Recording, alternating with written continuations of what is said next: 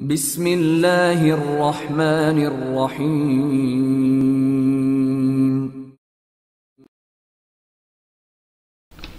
دوسرا باب، camp blast. شہر سے باہر نکلتے ہی نوٹران نے کار ایک طرف روک دی اور پھر دروازہ کھول کر نیچے اتر آیا۔ اسے نیچے اتارو، میں ذرا اسے پوچھ گچھ کر لوں، نوٹران نے پچھلی نشست پر بیٹھے ہوئے فیصل جان سے مخاطب ہو کر کہا، اور فیصل جان نے سیٹوں کے درمیان بے ہوش پڑے ہوئے شاگل کو اٹھا کر باہر زمین پر پھینک دیا اور خود بھی نیچے اتر آیا۔ اسے ہوش میں لے آؤ، نوٹران نے کہا، اور فیصل جان نے شاگل کی ناک اور منہ دونوں ہاتھوں سے بیک وقت بند کر دیے۔ نتیجہ ظاہر ہے، چند لمحوں بعد ہی اس کے جسم میں حرکت پیدا ہوئی۔ اسے بازوؤں میں جکڑ کر کھڑے ہو جاؤ، نوٹران نے کہا، اور فیصل جان نے اسے دونوں بازوؤں میں جکڑا اور ایک جھٹکے سے اٹھا کر کھڑا کر دیا۔ اسے اس کی بغلوں میں اپنے بازو دے کر اسے اپنے سینے سے لگا رکھا تھا۔ کون ہو تم؟ اور یہ کیا کر رہے ہو؟ شاگل کی حیرت سے پر کر رہا آواز سنائی دی۔ وہ شاید اس صورتحال کو فوری طور پر سمجھ ہی نہ سکا تھا۔ کیا تم پہلی بار پہاڑیوں کی طرف جا رہے ہو یا پہلے بھی گئے ہو؟ نوٹران نے پوری قوت سے شاگل کے چہرے پر تھپڑ مارتے ہوئے سوال کیا۔ تھپڑ اتنا زوردار تھا کہ پٹاخے کی آواز اس سکوت میں دور تک پھیل گئی اور شاگل کی گردن ایک جھٹکے سے مڑ گئی۔ اس کے منہ سے چیخ نکل گئی۔ اسی لیے نوٹران نے دوسرا تھپڑ بھی جڑ دیا۔ بتاؤ، میرے سوال کا جواب دو۔ نوٹران نے یوں شاگل کے چہرے پر تھپڑوں کی بارش کر دی جیسے اس پر دورہ پڑ گیا ہو۔ پہلی بار، شاگل کے منہ سے نکلا۔ اس کی ناک اور منہ سے خون نکلنے لگا تھا، گال پھٹ گئے تھے اور اندھیرے میں بھی اس کا چہرہ خاصا بھیانک لگ رہا تھا۔ اس کا جسم بری طرح تڑپ رہا تھا۔ وہ شاید اپنے آپ کو چھڑانے کی جد و جہد میں مصروف تھا، لیکن فیصل جان کی گرفت اتنی سخت تھی کہ بس وہ تڑپ کر ہی رہ جاتا۔ کیا نورمن یا مائیکل تم سے کبھی ملے ہیں؟ نوٹران نے اس کے زخمی چہرے پر ایک اور تھپڑ مارتے ہوئے کہا۔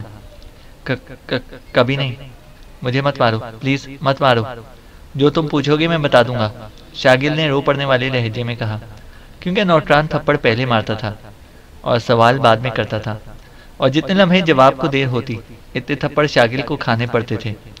تمہارا ساتھی امر سنگھ کبھی پہاڑیوں پر گیا ہے یا پہاڑیوں پر موجود کوئی آدمی امر سنگھ سے ملا ہو؟ نوٹران نے پوچھا۔ نہیں، کبھی نہیں۔ مگر تم دونوں کون ہو؟ کیا تم عمران کے ساتھی ہو؟ مگر اس کے ساتھی تو پکڑے جا چکے ہیں۔ شاگل نے اس بار جواب دینے کے ساتھ ساتھ سوال بھی کر دیا، کیونکہ اس بار نوٹران نے اسے تھپڑ نہیں مارا تھا۔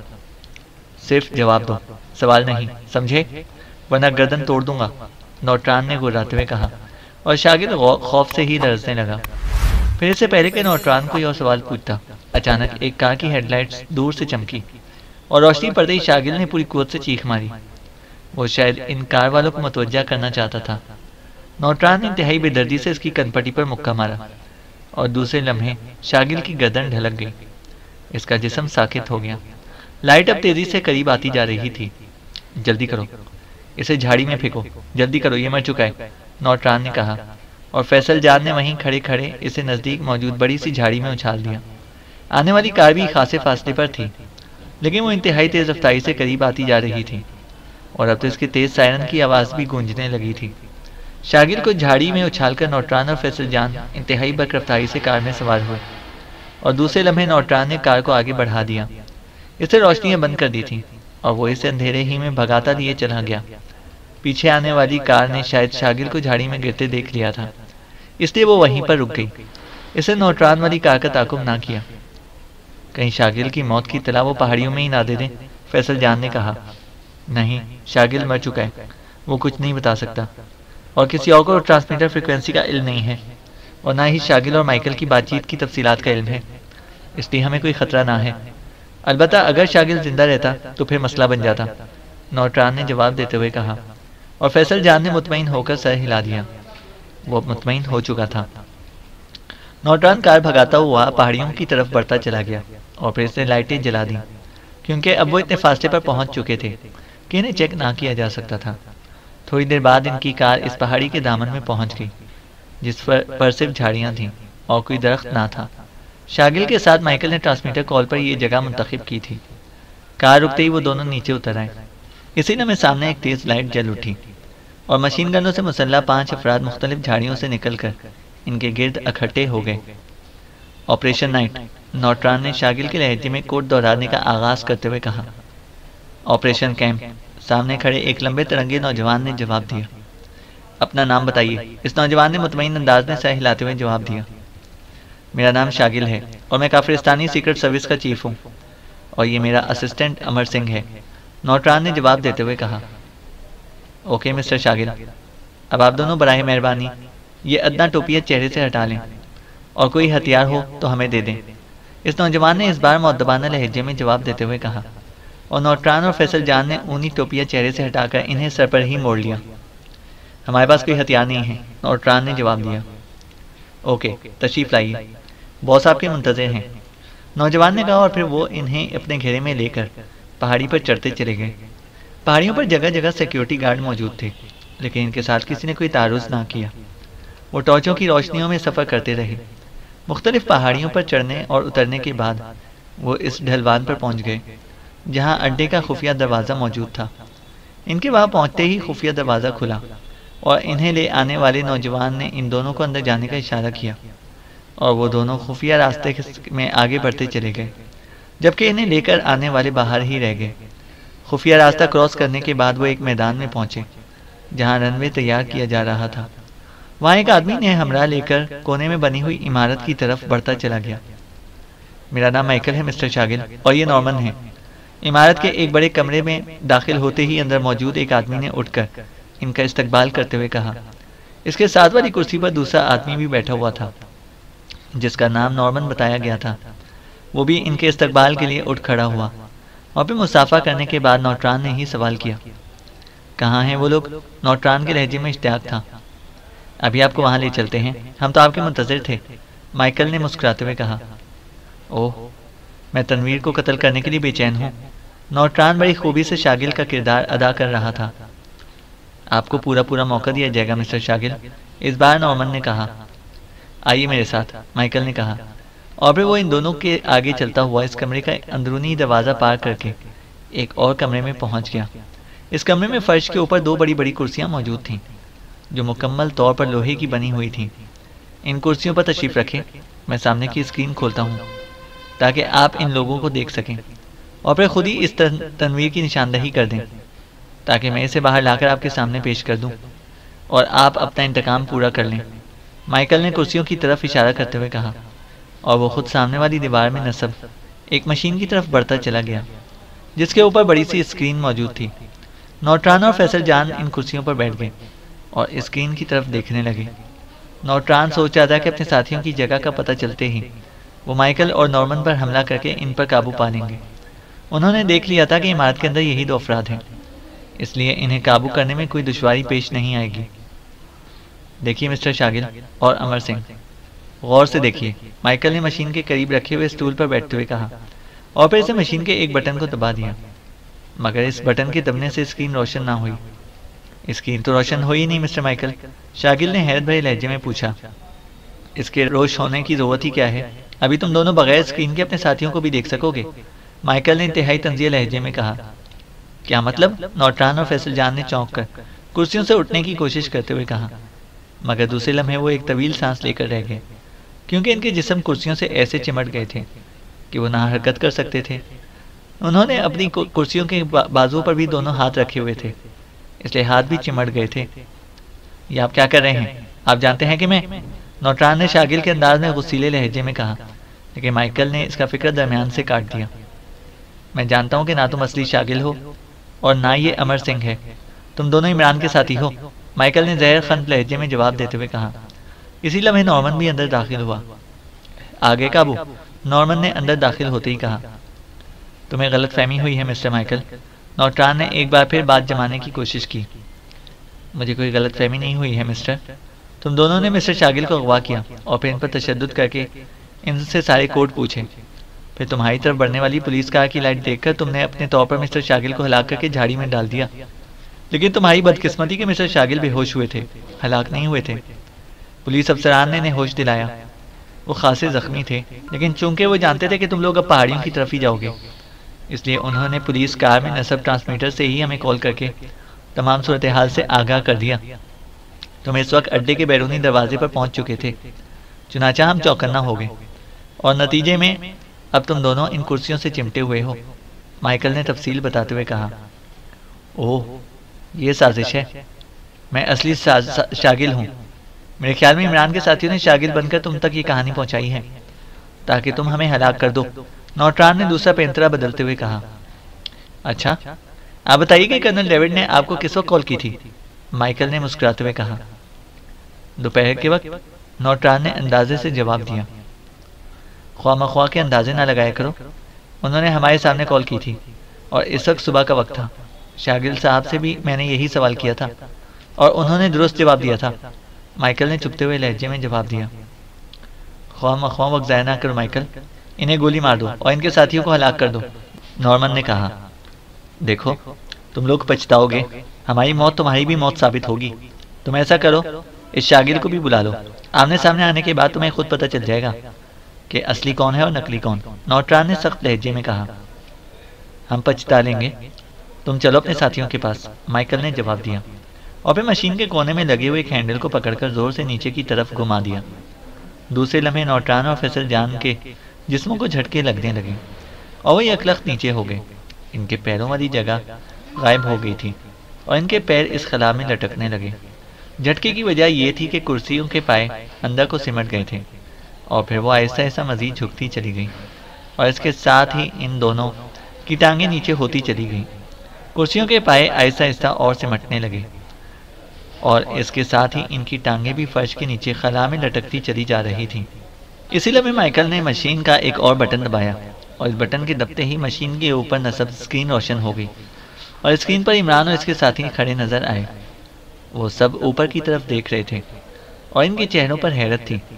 نوٹران اور فیصل جان بھی اسکرین پر ان سب کو دیکھ رہے تھے، لیکن ان کے جسم آہستہ آہستہ نیچے جا رہے تھے اور پھر جب پوری ٹانگیں فرش پر بننے والے خلا میں پہنچ گئیں تو اچانک کرسی کی سیٹیں ان کے نیچے سے غائب ہو گئیں اور ساتھ ہی ان کے ہاتھ بھی آزاد ہو گئے اور وہ دونوں ایک جھٹکے سے فرش کے بڑے سوراخ میں سے ہو کر نیچے گہرائی میں گرتے چلے گئے۔ عمران اور اس کے ساتھی چھت سے لٹکتی ہوئی اور آہستہ آہستہ نیچے آتی ہوئی دو افراد کی ٹانگوں کو حیرت سے دیکھ رہے تھے، اور پھر اچانک دو جسم ایک دھماکے سے نیچے گرے۔ سوراخوں کے نیچے کھڑے ہوئے افراد تیزی سے ایک طرف کو ہٹ گئے اور اوپر سے گرنے والے دھماکے سے نیچے فرش پر آ گرے۔ ان دونوں کے حلق سے چیخیں نکل گئیں۔ ارے، تم بھی پہنچ گئے؟ عمران کے لبوں سے حیرت بھری آواز نکلی، کیونکہ نیچے گرنے کے بعد وہ نوٹران اور فیصل جان کو پہچان گیا تھا۔ وہ دونوں نیچے گرنے کے بعد کراہتے ہوئے اٹھ کر کھڑے ہونے کی کوشش میں لگے ہوئے تھے۔ چونکہ چھت کی بلندی کچھ زیادہ نہ تھی اس لیے ان کی ہڈیاں ٹوٹنے سے محفوظ رہیں، لیکن ظاہر ہے کہ چوٹیں تو آنی تھیں۔ پھر صفدر اور کیپٹن شکیل نے آگے بڑھ کر انہیں سہارا دیا اور وہ اٹھ کھڑے ہونے میں کامیاب ہو گئے۔ نوٹران کے چہرے پر ندامت کے آثار تھے۔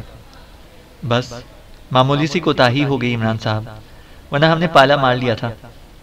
ہم نے سمجھا کہ ہم نے شاگل کو مار ڈالا ہے، لیکن وہ کمبخت زندہ بچ گیا، نوٹران نے ندامت بھرے لہجے میں کہا اور پھر سے مختصر لفظوں میں ساری کہانی سنا ڈالی۔ چھت کے سوراخ برابر ہو چکے تھے۔ عمران جانتا تھا کہ مائیکل اور اس کے ساتھی ساری گفتگو سن رہے ہوں گے، لیکن اس نے انہیں روکنے کی کوشش نہ کی کیونکہ اب کچھ چھپانا فضول تھا۔ کوئی بات نہیں، جب بھی سونا بنانے کی کوشش کی جائے تو ایک آنچ کی کسر رہ جاتی ہے، عمران نے مسکراتے ہوئے جواب دیا۔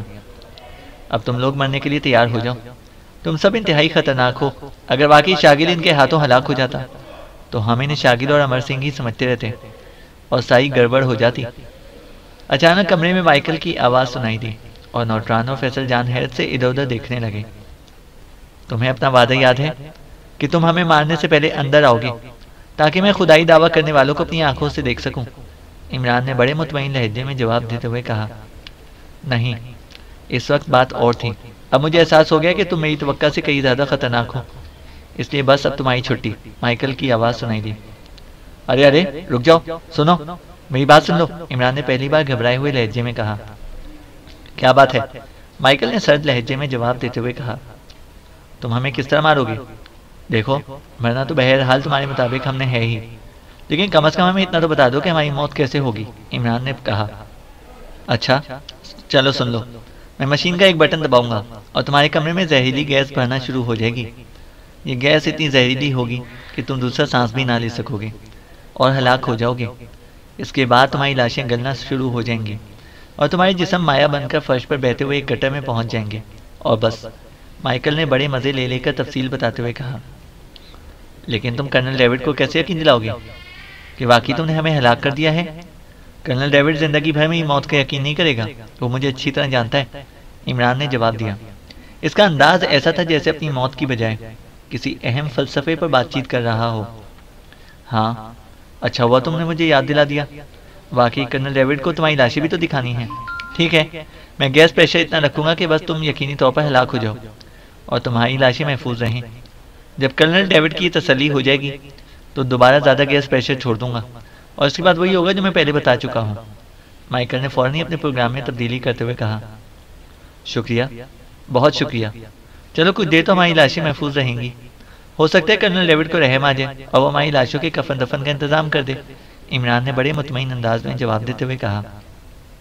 اس کے ساتھ ہی اس سے کھڑے ہوئے کیپٹن شکیل کے کان میں سرگوشی کرتے ہوئے کہا کہ سانس روک لیے جائیں اور مرنے کی ایکٹنگ کی جائے۔ کیپٹن شکیل نے سرگوشی میں یہ بات دوسروں تک پہنچا دی۔ سن لو مائیکل، آخری بات سن لو، تم چاہے کچھ کر لو، تمہارا یہ اڈا بہرحال تباہ ہوگا، کیونکہ تم اس اڈے سے پاکیشیا کے خلاف سازش کر رہے ہو، اور پاکیشیا کے خلاف سازش ہماری لاشوں کی موجودگی میں بھی نہیں پنپ سکتی۔ عمران کا لہجہ انتہائی سرد تھا۔ عمران نے یہ بات اس لیے کی تھی تاکہ سرگوشی میں کی گئی بات تمام ممبروں تک پہنچ سکے۔ ابھی چلنا وہ بات پتہ چل جائے گا کہ کیا درست ہے اور کیا غلط، مائیکل نے جواب دیا، اور اس کے بعد ہلکی سی کلک کے ساتھ خاموشی طاری ہو گئی۔ عمران سمجھ گیا کہ اب یہ گیس چھوڑی جائے گی۔ اس گیس سے بچنے کے لیے بس ایک ہی طریقہ ان کے پاس تھا کہ وہ سانس روک لیں، اس کے علاوہ اور کوئی چارہ نہ تھا۔ البتہ اسے تشویش اس بات کی تھی کہ اسے خود تو کافی دیر تک سانس روکنے کی مشق ہے، لیکن باقی ساتھی شاید زیادہ دیر تک ایسا نہ کر سکیں۔ لیکن ظاہر ہے کہ اب اس کے سوا کوئی اور چارہ بھی نہ تھا۔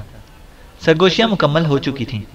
اچانک دودھیا رنگ کی روشنی مدھم ہونے لگی اور عمران نے ہاتھ اٹھا کر سانس روکنے کا اشارہ کیا، اور دوسرے لمحے عمران لڑکھڑا کر نیچے گر پڑا، اور اس کے بعد تو جیسے گرنے والوں کی قطار لگ گئی۔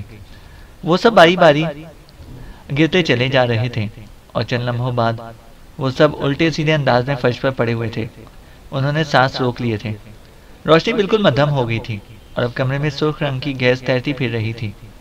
چند لمحوں بعد روشنی دوبارہ تیز ہوتی چلی گئی اور اس کے ساتھ ہی گیس بھی غائب ہوتی چلی گئی۔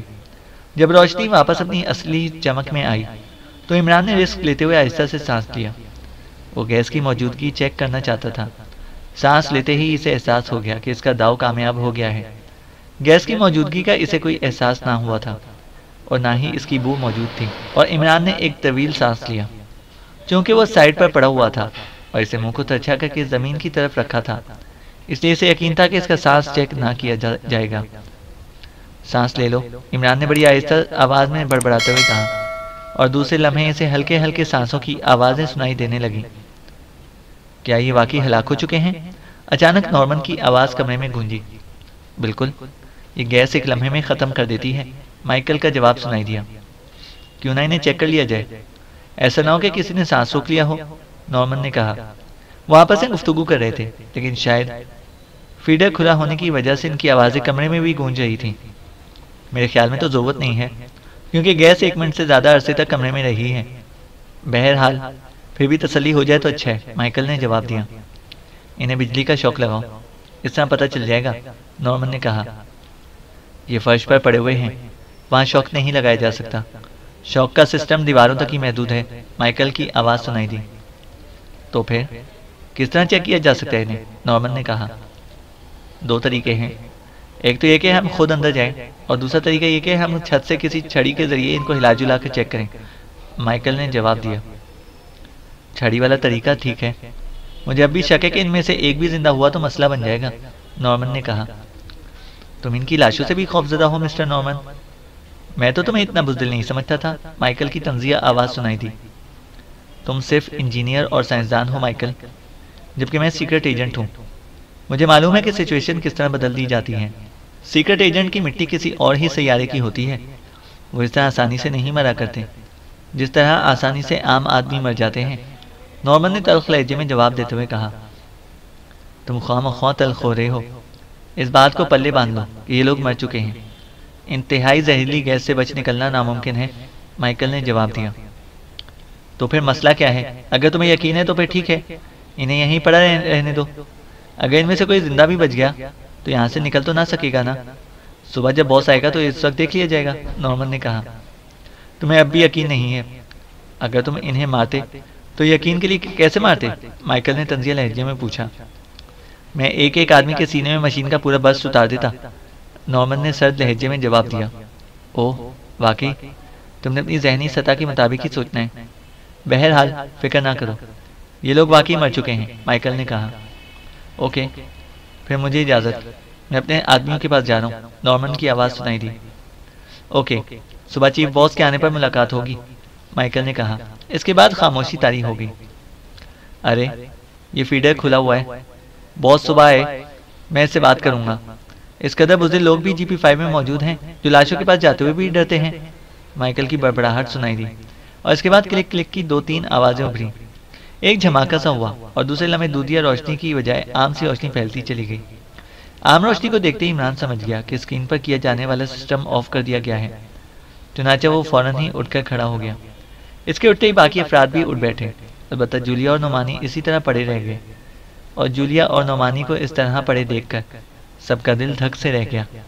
وہ تیزی سے ان دونوں کی طرف لپکے، کیونکہ ان دونوں کے نہ اٹھنے کا ایک ہی مطلب ہو سکتا تھا کہ زہریلی گیس انہیں چاٹ گئی ہے۔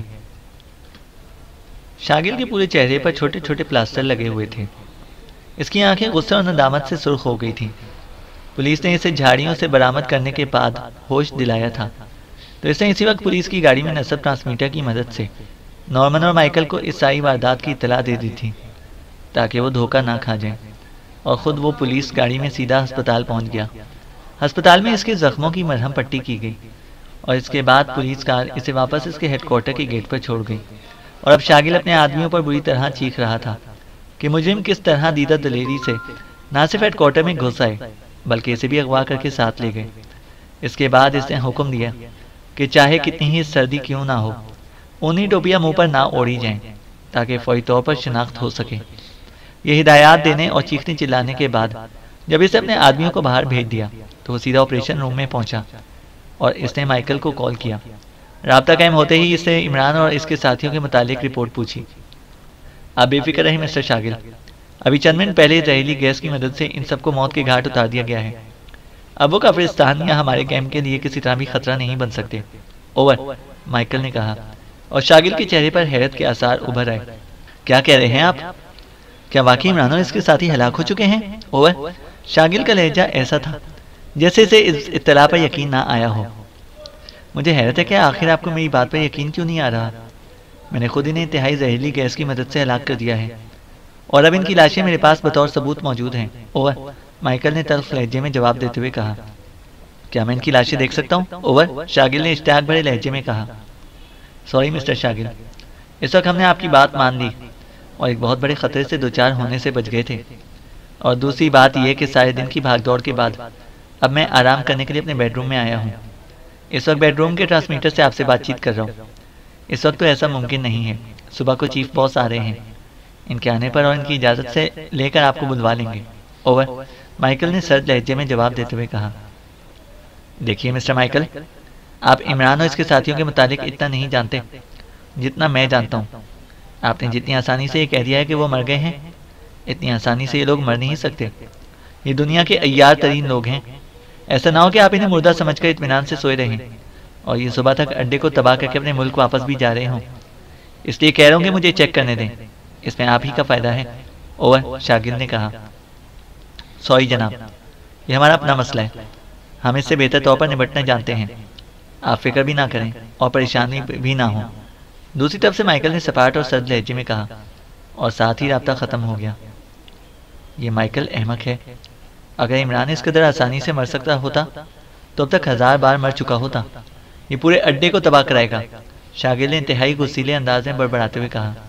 وہ بار بار اپنی مٹھیاں بھینچ رہا تھا، اس کا بس نہیں چل رہا تھا کہ وہ اڑ کر پہاڑیوں پر پہنچ جائے اور اپنی آنکھوں سے صورتحال کو چیک کرے، لیکن وہ اعلیٰ حکام سے ملنے والی سخت ہدایت کی بنا پر مجبور تھا، کیونکہ اسے واضح طور پر حکم دیا گیا تھا کہ ان پہاڑیوں پر اسرائیلی حکام کی اجازت کے بغیر کافرستان کا کوئی شخص نہیں جا سکتا۔ لیکن اس نے جب یہ سنا کہ عمران اور اس کے ساتھیوں کو ہلاک کر دیا گیا ہے، اس کے بعد اس کا ایک ایک لمحہ انتہائی بے چینی کے عالم میں گزر رہا تھا۔ وہ ہر حالت میں اس کی تصدیق کرنا چاہتا تھا، اور پھر اسے خیال آیا اور اس نے تیزی سے ٹرانسمیٹر کی مختلف نوبیں گھمانا شروع کر دیں۔ وہ کرنل ڈیوڈ کی اسٹائلی فریکوینسی سیٹ کر رہا تھا۔ اس نے یہی سوچا تھا کہ وہ کرنل ڈیوڈ سے براہ راست بات کرے۔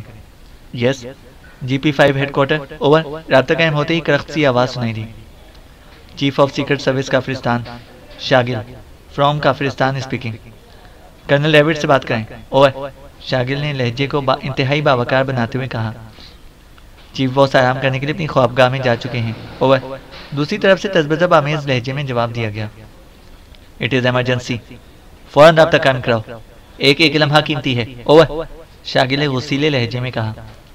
اوکے سر، اوور، دوسری طرف سے کہا گیا، اور شاگل خاموش ہو کر ٹرانسمیٹر کے بلب کو دیکھنے لگا۔ Yes, colonel David from this end, over. چند لمحوں بعد کرنل ڈیوڈ کی سنجیدہ آواز سنائی دی۔ کرنل، میں شاگل بول رہا ہوں۔ یہاں کیمپ پر آپ کے آدمیوں نے عمران اور اس کے ساتھیوں کو قید کر لیا، اور اب آپ کا آدمی مائیکل کہہ رہا ہے کہ اس نے ان سب کو زہریلی گیس کی مدد سے ہلاک کر دیا ہے، لیکن مجھے یقین نہیں آ رہا، اوور۔ شاگل نے تیز لہجے میں کہا۔ اوہ، مگر مسٹر شاگل، آپ کو یقین کیوں نہیں آ رہا؟ ابھی مائیکل نے مجھے اطلاع دی ہے۔ مائیکل ایسا آدمی نہیں جو کبھی جھوٹ بول سکتا ہو، اوور، کرنل ڈیوڈ نے جواب دیتے ہوئے کہا۔ کرنل، آپ تو عمران کو اچھی طرح جانتے ہیں، وہ اتنی آسانی سے نہیں مر سکتا، اور اگر وہ مر گیا ہے تو یہ مسٹر مائیکل کا بہت بڑا کارنامہ ہے۔ میں تو صرف یہ چاہتا ہوں کہ میں خود اپنی آنکھوں سے اس کی لاش دیکھ لوں، اوور، شاگل نے کہا۔ ٹھیک ہے، میں صبح کو وہاں پہنچا ہوں، میں آپ کو ساتھ لیتا جاؤں گا، اور پھر ہم مل کر چیک کر لیں گے، اوور، کرنل ڈیوڈ نے جواب دیا۔ لیکن کیا یہ بہتر نہ ہوگا کہ میں ابھی جا کر چیک کر لوں؟ ایسا نہ ہو کہ صبح تک حالات ہی بدل چکے ہوں، اوور، شاگل نے کہا۔ آپ خواہ مخواہ وہم میں نہ پڑے مسٹر شاگل، مائیکل نے جب کہہ دیا ہے کہ وہ مر چکے ہیں تو سمجھ لیں مر چکے ہیں۔ ویسے مجھے مائیکل نے بتایا ہے کہ وہ لوگ مرنے سے پہلے ایسے تہہ خانے میں بند ہیں جہاں سے ان کی روح بھی بغیر اجازت باہر نہیں نکل سکتی، اور اب ان کی لاشیں سی تہہ خانے میں پڑی ہوئی ہیں۔ بفرض محال اگر وہ زندہ بھی ہیں تب بھی فکر کی کوئی بات نہیں، وہ وہاں سے باہر نہیں نکل سکتے۔ صبح اگر وہ زندہ ہوئے تو میں آپ کو اجازت دے دوں گا کہ آپ خود اپنے ہاتھوں سے انہیں اپنی مرضی سے ہلاک کر دیں، اوور، کرنل ڈیوڈ نے کہا۔ ٹھیک ہے جناب، جیسے آپ کی مرضی، گڈ بائے، شاگل نے قدر مایوسی لہجے میں جواب دیتے ہوئے کہا۔ Don't worry mister Shagal, good bye and over and all, colonel David نے رضیہ لہجے میں کہا، اور رابطہ ختم ہو گیا۔ شاگل نے ڈھیلے ہاتھوں سے ٹرانسمیٹر کا بٹن آف کیا۔ وہ بے بسی سے ہونٹ کاٹ رہا تھا۔ اس کی چھٹی اس کہہ رہی تھی کہ معاملہ اتنا آسان نہیں جتنا یہ لوگ سمجھ رہے ہیں۔ اسے احساس ہو رہا تھا کہ کوئی گڑبڑ ہونے والی ہے، لیکن اس کے ہاتھ بندھے ہوئے تھے۔ اس نے کلائی پر بندھی ہوئی گھڑی پر نظر ڈالی، اور دوسرے لمحے اسے ایک اور خیال آیا کہ وہ پہاڑیوں میں داخل نہیں ہو سکتا، لیکن پہاڑیوں کے باہر اپنے آدمی تو پھیلا سکتا ہے۔ اگر عمران اور اس کے ساتھی ہلاک نہیں ہوئے، اور اگر وہ کیمپ تباہ بھی کر دے، تب بھی وہ اپنے بچاؤ کا کوئی نہ کوئی راستہ ضرور رکھیں گے، اور کیمپ کو اڑانے سے پہلے وہ پہاڑیوں سے باہر نکلنے کی کوشش کریں گے، اور اگر اس کے آدمی مستعد ہوں تو وہ انہیں آسانی سے پکڑ سکتے ہیں۔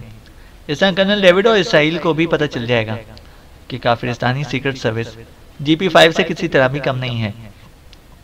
یہ خیال آتے ہی اس نے میز کے کنارے پر لگا ہوا بٹن دبا دیا۔ دروازہ کھلا اور ایک لمبا ترنگا نوجوان اندر داخل ہوا۔ یس باس، آنے والے نے مؤدبانہ لہجے میں کہا۔ امر سنگھ، اس وقت ہمارے پاس کتنے آدمی ہیں؟ شاگل نے آنے والے سے پوچھا۔ تقریباً 88 کارکن موجود ہیں جناب، امر سنگھ نے جواب دیا۔ اچھا، تم ایسا کرو کہ اپنے آدمیوں کو لے کر پہاڑیوں کو گھیر لو۔ تمہارے پاس گاڑیاں اور اسلحہ ہونا چاہیے۔ تم نے کسی طرح بھی پہاڑیوں میں مداخلت نہیں کرنی، لیکن اگر کوئی پہاڑیوں سے نکل کر باہر آئے تو اسے گرفتار کر لینا۔ راگپور کے پولیس چیف سے بات کرتا ہوں کہ وہ پولیس کی امداد ہمیں دے دے، اس طرح ہم زیادہ آسانی سے پہاڑیوں کی نگرانی کر سکیں گے، شاگل نے کہا۔ بہتر جناب، امر سنگھ نے مؤدبانہ لہجے میں کہا، اور دروازے کی طرف بڑھ گیا، جبکہ شاگل نے میز پر رکھا ہوا ٹیلی فون سنبھالا اور ریسیور اٹھا کر چیف آف پولیس کے نمبر گھمانے لگا۔ چینل کو سبسکرائب کریں اور بیل آئیکن کو پریس کریں تاکہ ہماری ہر اپڈیٹ آپ کو بر وقت مل سکے۔